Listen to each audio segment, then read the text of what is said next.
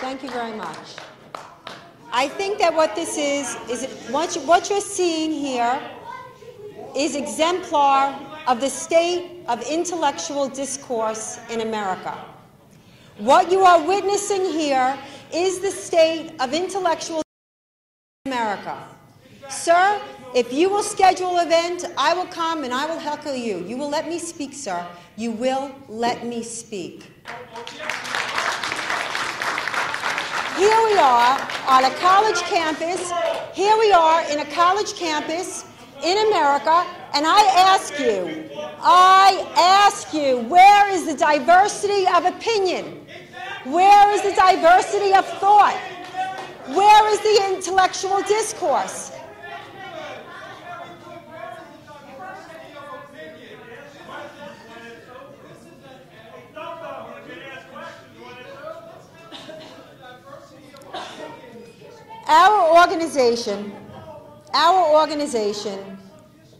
Our organization, this is so stupid. Why are they letting him stay? I mean, this is ridiculous. We came from far away. Give us an opportunity to speak. Oh my God, I've had an opportunity to speak. I just got up here. Our organization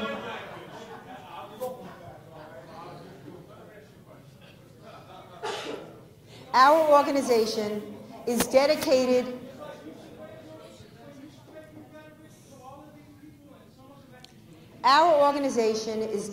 to freedom of speech, freedom of conscience, and individual rights. My work is dedicated to the smallest minority in the world, the individual. Every individual is entitled to equal protection under the law.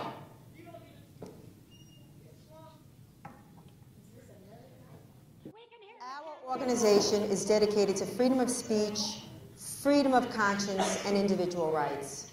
My concern is the growing dehumanization and diminishment of women in the West under the Sharia. We have seen, and I know that Simon will address it, in Africa, and Noni will address it in the Middle East, but we have seen in the West an increase in honor killings, in forced marriage, and particularly here in America, I'm sure you're familiar with, if you're familiar with the subject matter, the case of Amina and Sarah Saeed, or Noor al-Maliki, or Asia Hassan. These are honor killings that are either covered up, or in the case of a young Muslim woman in Florida, Fatima Abdullah, who was abused by her family and would confess to her neighbor that her brother, for example, was doing unspeakable things to her because she was divorced and she was dishonoring her family. She was divorced because she could not give her husband children, thereby she was worthless. Needless to say, the woman was murdered in Tampa, Florida, and the law enforcement on the scene said that she was badly beaten and so on and so forth, but because the medical examiner's office, and I know this because I have an informant in the medical examiner's office, they were afraid that they would inflame the Muslim community. Her death was classified as a suicide, that she committed suicide by banging her head on a coffee table repeatedly. You can't bang your head on a coffee table and commit suicide. And no one speaks for this woman. And when we protest and we demand that law enforcement in Florida reopen the case and hire our own private detectives to get the autopsy photos where you see she is beaten and you see her head is beaten, we are called racist, Islamophobic, anti-Muslim bigots. We are not. We speak for Muslim women. Now, Muslim women that want to wear the hijab or want to wear the burqa or want to wear the niqab, all the power to you. But we speak for the woman that is forced to wear the hijab or the niqab or the burqa. Next week, in Dearborn, we're holding the Jessica Mokdad Honor Killing Conference. Now again, here again, we see a great deal of, there's a huge protest scheduled against the haters, which is, it's a surreal world we're living in. I mean, it's an inverted reality when you talk about people that are fighting for freedom and getting smeared and defamed and marginalized and doing it anyway are being called haters. Jessica Mokdad was a young girl in Dearborn who was murdered by her stepfather. Now, it's become news because the media is taking me out because I'm using her name. Yeah, I'm using her name because she didn't die in vain, and someone is going to tell this girl's story. Now, the family is very adamant, the family that was complicit in her murder, because as you see in these honor murders, the family is very much involved. The mother may not have been the one that committed the murder, but the mother was the one that lured the girl back to her home. Or in the case of the most egregious mass honor killing of in Canada, I'm spacing. Was it Shafi girls? 3 sisters and an aunt who was actually the first wife, but he was polygamous, of the father, who killed 4 girls who wanted to live a Western life. Listen to what I'm saying. You have sisters, you have mothers. You cannot let this happen. It is on you. If you are silent, then you're an accomplice. If you side with people that are trying to shut us up and call your attention to it because the media is afraid to do it, the media self-enforces the Sharia. Under the Sharia, if you defame or criticize Islam, it is blasphemy. And in Muslim countries under the Sharia, blasphemers are put to death. In Pakistan, they're put to death. They're assassinated. In the West, your character's assassinated. This is a very real issue, and it is not going away. And what's so terrible about the honor killings in the West is these girls, these Muslim girls, generally follow Islamic tradition to a point, but it's never enough. And in the case of, for example, Jessica Moqdad, it was interesting because when Robert and I were coming under an enormous amount of fire for naming the conference Jessica Moqdad, and they said it wasn't an honor killing, a friend of hers finally came forward and said, you know, she was scared to death that she was going to be honor killed. She didn't want to live according to Islamic tradition. And so she was going back and forth between the stepfather's house and her real father, her biological father's house, but they were both trying to force her to live under Islamic tradition. And she wanted help from this friend, and this friend was scared. And he didn't help her. And she was shot execution style in the head by her stepfather. And her friend, Darwin Giles, came forward, and he'll be speaking at that conference. Muslim girls that don't want to live under the Sharia in the West should be given our full protections and your full voice.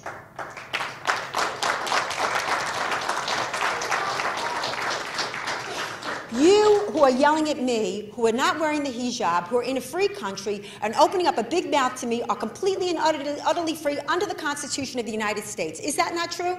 Should that not be for every girl like you? Every girl. Shouldn't every girl who wants to wear lipstick and high-heel shoes be able to wear them? I can't believe that I'm even having this conversation in this country. But I am. And I'm the bad guy. I'm the bad guy. And we're told that I'm not tolerant. I'm very tolerant. But tolerance, when applied to evil, is a crime.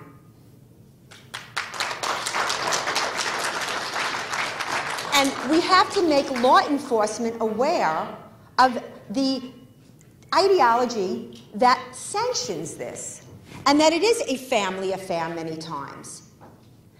Asia Hassan in Buffalo, New York, was married to a moderate who, again, the whole community, the whole Muslim community knew. They knew that he was beating her up. He knew that she wanted to get out, and he said she could not leave. You cannot, there's a huge controlling factor in this. Now, he had started a television station called Bridges, because it was a bridge between the Muslim world and the Western world.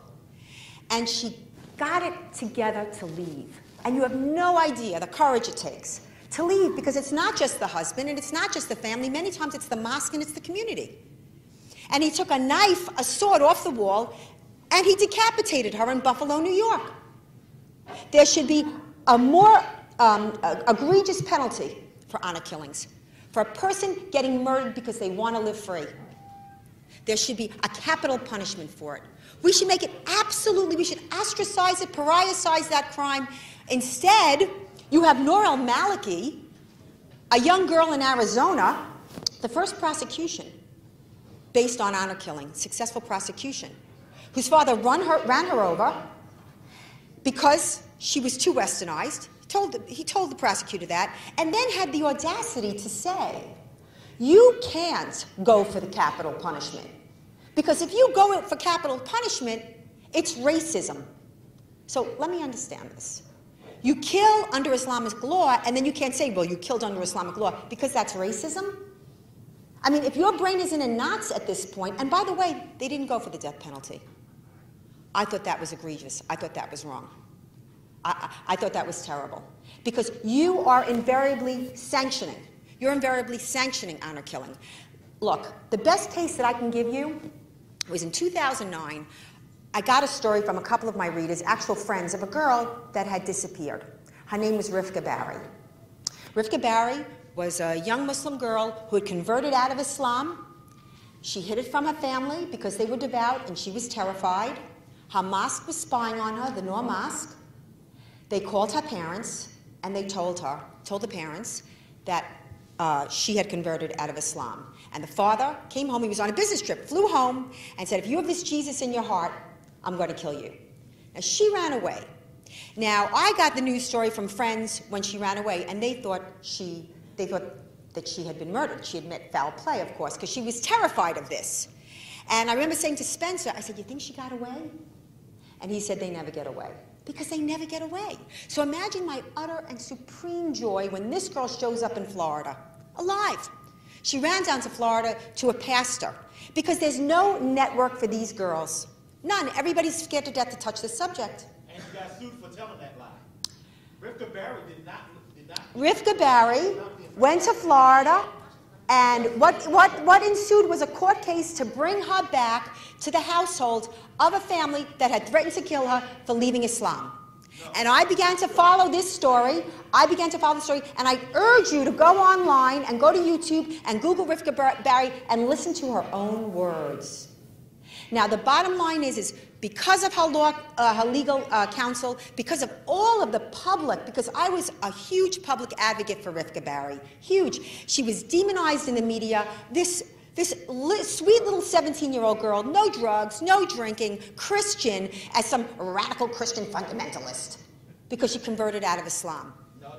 And the bottom line is, can you imagine, because she converted to Christianity, how demonized she was, where the newspapers were writing about the sweet little virgin, that she's wearing dark red nail polish and rouge blush. This is what was in the, this is how they were reporting on this story. She was saved. She was saved. And when she was saved, the lawyer for her parents, who had wanted to kill her, sued me for $10 million and lost. Lost. He dropped that lawsuit. What is that? I'll tell you what that is. That is the imposition of the Sharia, shutting down free speech. Because he didn't like what I said about him. Oh, please. If I didn't like what people said about me, everybody in the country would be sued, for goodness sake. The bottom line is, this guy wants to defend, to oppress a young girl who just wants to be free, who just wants to make her own choice. You know, when I look at women, and particularly the feminists and the leftists, how, choice. Well, this is an even more fundamental choice. This is the choice. Right equals life. Rights equal life. You understand me? And I am telling you, it is coming to this country, and if you either turn away or make it easy by demonizing people like me, you want me out there. You want me fighting. There are so many girls that secretly write me to get them to a safe house. And you have to understand something. They were raised in Islam, so they have to leave everything, and I mean everything, every friend, family, home, school. It is such an incredible journey. And if they do, and it becomes public, you become Rifka Barry. Hello? Anyway, I'd like to close, and I'd like you to read my books, because the media is not reporting on this issue. It is a very, scary, and I think for us, for women, the most dangerous issue that we face, because what do you think? It's just Muslim girls and it doesn't matter? It matters. Every single one of those girls matter the way you matter. And you have to fight for them, because if you diminish and dehumanize women in society, it will be you and it will be your daughters that will feel the ill effect. This is not static. Everything is fluid. Everything is moving, and it's moving in a very terrible direction. And so I urge you to get involved, and I urge you to stand for human rights, and to stand for freedom, and to stand for free speech. Look, remember one thing about the First Amendment. It is the First Amendment. It's not the 8th Amendment. It's not the 10th Amendment. It's the First Amendment. It's the First Amendment in a government, the very first government in the history of man, the very first moral government in the history of man, based on individual rights. Remember that. The only one. And everything noble and just and magnificent we achieved as a nation was a logical fidelity to that principle, individual rights. And free speech was the very First Amendment. First. And it was not, and by the way, political speech is the most protected speech. And understand something, and understand this. It's not just the ideas that we like. That's easy. The First Amendment protects ideas that we don't like. Because then who decides what's good and what's forbidden? Those thugs? This loudmouth?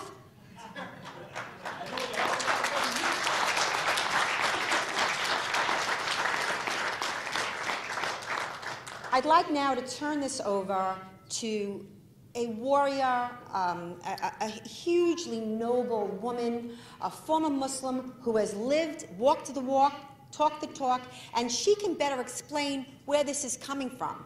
But it's here, and I urge you to get involved. Thank you very much for being quiet.